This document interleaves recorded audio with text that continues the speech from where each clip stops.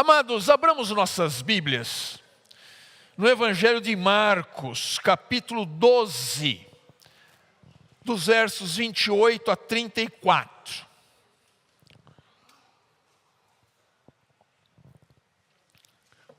Marcos 12, 28 a 34. Que diz assim, amados irmãos: chegando um dos escribas, tendo ouvido a discussão entre eles, vendo como Jesus lhes houvera respondido bem, perguntou-lhe: qual é o principal de todos os mandamentos? Respondeu Jesus: o principal é: ouve, ó Israel, o Senhor nosso Deus é o único Senhor. Amarás, pois, o Senhor teu Deus de todo o teu coração, de toda a tua alma, de todo o teu entendimento e de toda a tua força. O segundo é: amarás o teu próximo como a ti mesmo. Não há outro mandamento maior do que estes. Disse-lhe o escriba: muito bem, mestre, e com verdade disseste que ele é o único e não há outro senão ele. E que amar a Deus de todo o coração, de todo o entendimento e de toda a força, e amar ao próximo como a si mesmo, excede a todos os holocaustos e sacrifícios. Vendo Jesus que ele havia respondido sabiamente, declarou-lhe: não estás longe do reino de Deus. E já ninguém mais ousava interrogá-lo. Amado, amada, o que você considera que é, de fato, imprescindível, indispensável em sua vida? O que no seu coração, na sua mente, você diz: isso é importante, isto é fundamental? Certamente você tem isto na sua vida. Quando nós não conseguimos fazer distinção entre o que é primordial e o que é secundário, nós corremos o risco de elevar a uma condição essencial o que não é nada. E também corremos o risco de rebaixar como secundário aquilo que deveria ter a maior importância do mundo. Portanto, amados, é preciso responder com sabedoria. O que é importante de fato na sua vida? Você tem gastado o seu tempo naquilo que de fato importa? Você tem buscado as melhores coisas para si? Porque é tão triste, amados, quando a gente diz assim: poxa, passei o dia hoje, perdi todo o meu tempo com bobagem. Não acontece isso com você? Porque naquele momento você deixou em suspenso o que de fato deve ser primordial na sua vida. Eu gosto sempre de trazer uma ilustração que já trouxe aqui, da sua casa pegando fogo. E você sabe que o fogo pode, em alguns minutos, destruir tudo. O que você levaria junto com você? Certamente, se você tem filhos pequenos, seriam os primeiros, amém? Os filhos pequenos, o bebê, você levaria. Se você é casado, logo em seguida a sua esposa. Depois, o laptop com todo o serviço que você teve de trabalho de fazer, né? O laptop. Eu ando com um pendrive, quando a gente vai para Santo André, eu volto assim, eu levo o pendrive. Às vezes a Rose até leva um susto, eu faço assim, né? Onde está o pendrive? Porque naquilo tem coisas muito importantes dentro do pendrive. E alguém falou assim: pastor, põe na nuvem. É verdade, eu vou aprender essas coisas assim, né? fica mais fácil. Eu sou da moda antiga. Se tivesse disquete ainda, acho que eu usava o disquete. Hã? Então você sai daquele incêndio deixando muitas coisas lá dentro. Mas você está em paz. Por quê? Porque você conseguiu pegar o quê? Tudo que é importante para você. Você, consegui salvar meus filhos, consegui salvar minha esposa, consegui salvar aquele trabalho importante, salvei o meu TCC, né, que estava ali dentro. Você está em paz, porque você descobriu quais são as suas prioridades. E por elas, você até colocou em risco a sua vida. Não foi por bobagem, mas foi por algo importante. E a pergunta que aquele escriba faz a Jesus foi mais ou menos essa: Senhor, diante de todo o volume da lei judaica, qual que é o principal dos mandamentos? E trazendo essa pergunta para os dias de hoje, nós diríamos para Jesus da seguinte forma: Jesus, Senhor, Mestre, nesse mundo caótico que vivemos, o que nos distingue como cristãos? Porque, amados, cada igreja fala uma coisa, cada grupo pensa de um jeito. E às vezes nós vemos cristãos se perdendo em bobagens, discutindo, brigando, por causa de candidato político que não está nem aí para você, elevando a condição de mito quem não é, fazendo coisas que nenhum cristão deveria fazer. E aí, amados, nós nos perdemos, porque você é levado por falsos dirigentes para um lado ou para outro, você é usado. Vivemos momentos difíceis na nossa nação por conta disto.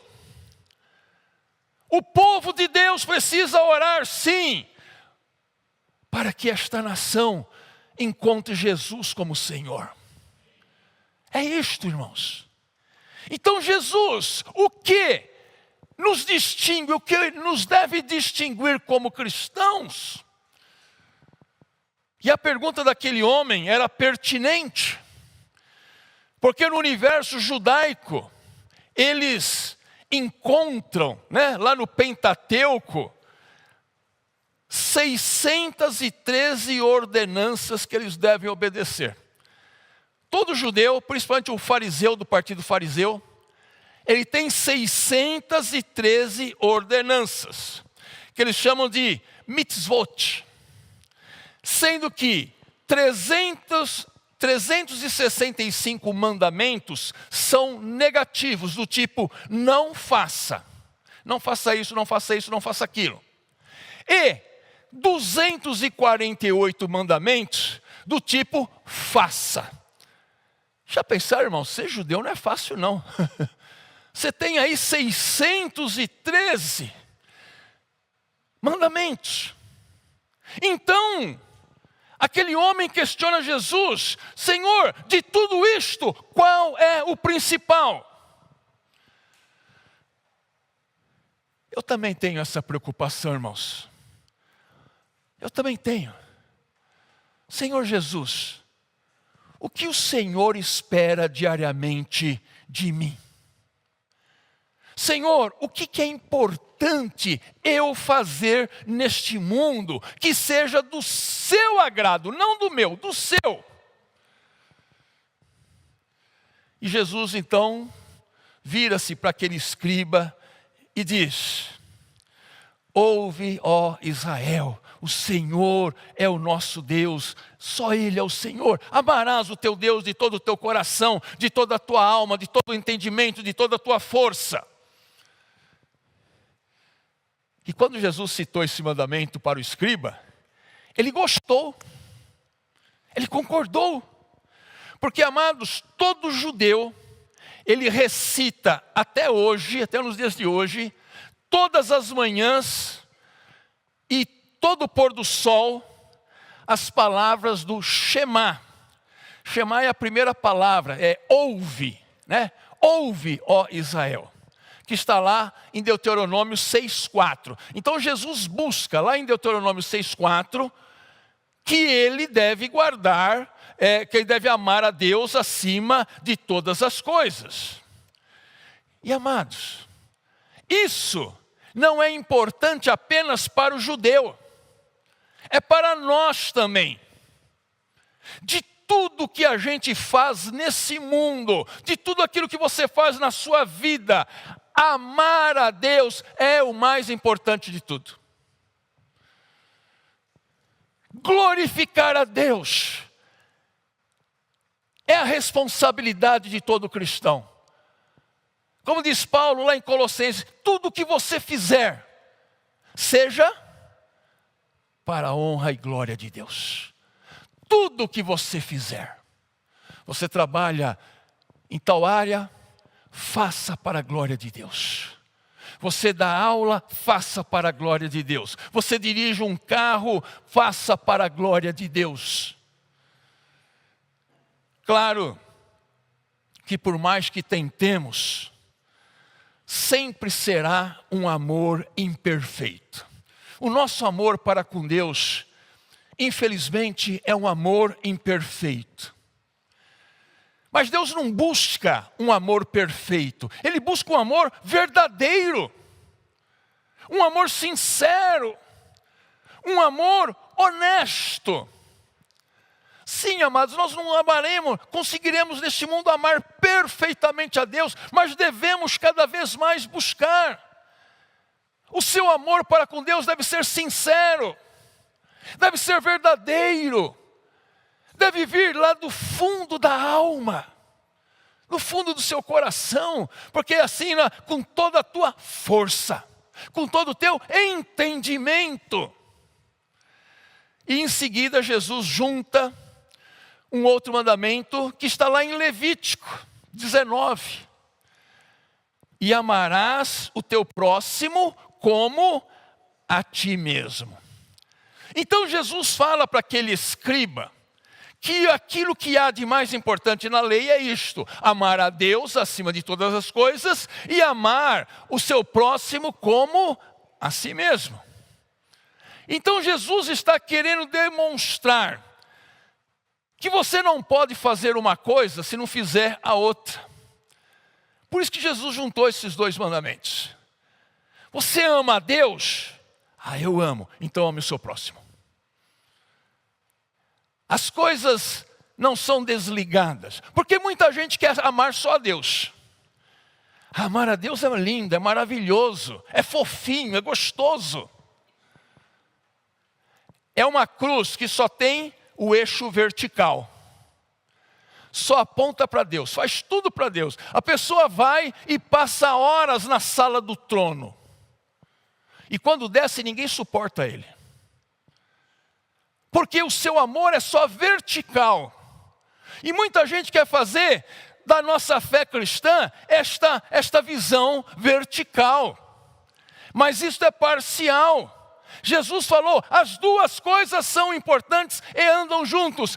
Ame a Deus e ame o seu próximo. João, na sua primeira epístola, vai dizer assim, vai pegar no pulo, né? Como que você diz que ama a Deus a quem você não vê? E não ama o seu próximo a quem você vê. Então, amados, Jesus coloca o amor a Deus vertical e o amor ao próximo, aqui o braço da cruz horizontal, como sendo o centro da nossa vida. São as coisas mais importantes da nossa vida. Isso é principal. E se nós amamos de verdade a Deus e experimentamos o seu amor dentro de nós, certamente, irmãos, haveremos de expressar esse amor aos outros.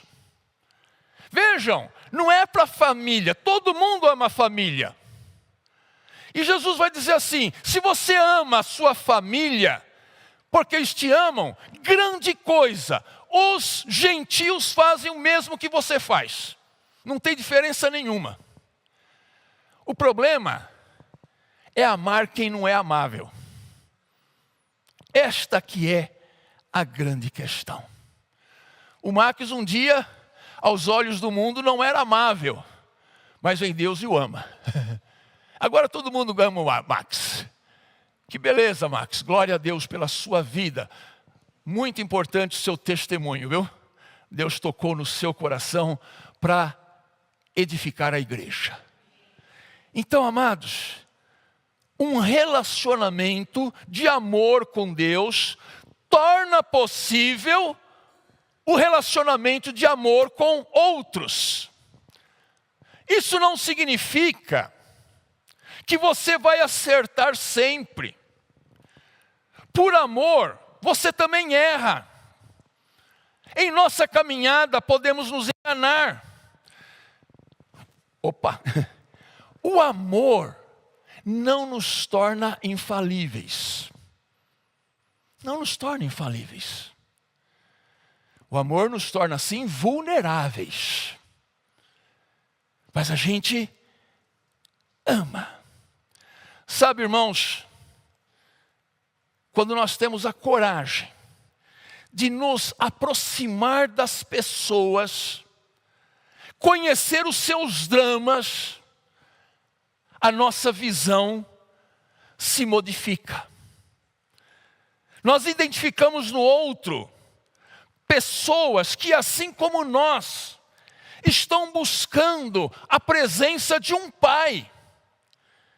Embora não saibam muito bem o que é, como que ele é, onde ele vai buscar este pai, mas as pessoas buscam. Lembro-me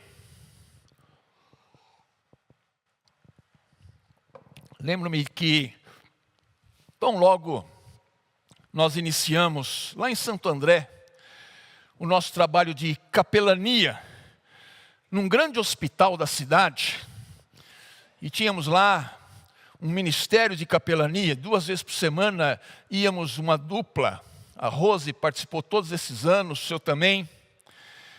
Certa tarde eu estava no gabinete, e eu recebi um telefonema do hospital pedindo para eu ir urgentemente atender um paciente em surto. Eu achei aquilo estranho. Falei, isso aí não é o nosso combinado. Eu tenho lá os dias certos de ir, as pessoas certas de ir. Eu vou lá atender alguém que está em surto. Não é um problema que diz respeito ao meu trabalho de capelania. Mas eu respondi, tá bem, estou indo. E me deram lá o número do quarto. Peguei o carro e cheguei rápido lá. Subi, bati na porta e dei de cara com uma pessoa de maquiagem carregadíssima. Unhas pintadas assim de uma forma bem extravagante. Cílios postiços. Era um travesti que estava muito agitado, muito nervoso. Eu pensei comigo, e daí que é um travesti? É um ser humano. É um ser humano que precisa de ajuda. Que tem os seus erros, tem os seus pecados, como qualquer outro ser humano. E se Deus me chamou para estar aqui, num chamado inusitado do hospital, nunca mais aconteceu isto, é porque havia um propósito. E eu estendi-lhe a mão, apresentei-me com o pastor da igreja metodista e disse que eu estava ali para ouvi-lo. E após uma conversa de 1 hora mais ou menos, ele já estava calmo e eu havia conhecido um pouco mais da sua vida, da sua família, das portas que lhe foram fechadas, E por que que um dia ele abandonou a fé? Porque ele era de uma igreja. E para mim, então, já não era mais um travestido ali, mas um ser humano fragilizado, desejoso de ser entendido em sua dor. Amém, irmãos? É assim que devemos agir. É desta forma. Você é chamado para demonstrar o amor que você tem a Deus para o próximo, para quem não é amável. Para com isso. Aproxime-se. Conheça as dores. É sempre assim, irmãos. Toda vez que temos em nossos pensamentos conceitos acerca de ateus, de muçulmanos, de pessoas viciadas em drogas, quando nós nos aproximamos delas, nós vamos encontrar um ser humano atrás daquela imagem. E imediatamente desaparece aquilo que nos causava medo, aquilo que nos causava raiva, aquilo que nos causava afastamento. Não é mesmo, Felipe? De segunda-feira, no Alimentando Vidas, se você passa de carro todo dia e vê aquelas pessoas, você nem olha, são pessoas invisíveis. Mas quando você vai e conhece a história deles, a gente chega, cadê o bombeiro? É um deles. Cadê a Carol? É uma moça que está grávida.